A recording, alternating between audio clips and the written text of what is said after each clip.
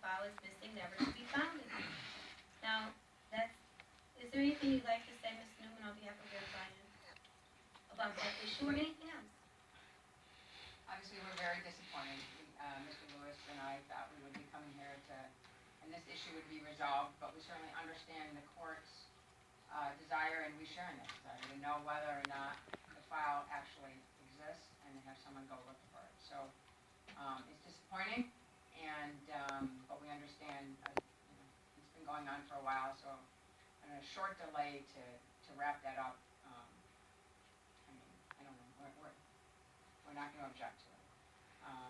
We will be making known, I've talked to the prosecutor about this already, assuming the file can't be found, which I think is probably a fair assumption at this point. I think it is too, but somebody needs to be able to come under oath and say that. Right, I understand that. So next time we come to court, I just want to make the court aware that assuming the file cannot be found, we're going to be filing a motion to asking this court to find that we would be unable to proceed, I would be unable to proceed in terms of defending Mr. Lewis in a full Miller hearing, and because of the missing file, and we are missing the sentencing transcript from his trial as well, that he'd be sentenced to a term of years, and given that he's already served over 40 years, we would be asking the court to sentence him immediately to a 40 to 60 year term.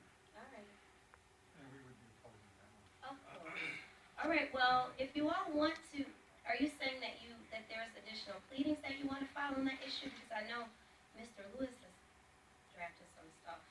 Yes, Judge, and he's concerned that he filed something, he wants to make sure that the court received it. He'd like to know whether or not the court is going to rule on it, or how you're going to proceed with the pleading that he filed. I can certainly file a pleading. I thought it was premature to file a written pleading until we had final resolution. Well, yeah, here's the thing. I think that Mr. Lewis, although he files pleadings on his own, what I guess I will do is, once I get your pleadings, I'll just make a ruling on both of them at the same time. The other thing I forgot to say, this is important too, is that Mr. Lewis's mom called, apparently, last week, and she spoke with both Jeffrey, my law clerk, and she spoke with Don Brown, my court clerk, and she really, really wanted to talk to me. And that's not possible. It wouldn't be proper for me to speak with your mom, Mr. Lewis. That would be considered an ex parte communication, and so it's not out of any desire to be disrespectful to your mother or to discount her efforts on your behalf, but it just wouldn't be proper for me to talk on the phone to your mom. So that's why when she calls, she's only allowed to speak to Jeffrey or Dawn, someone from court staff,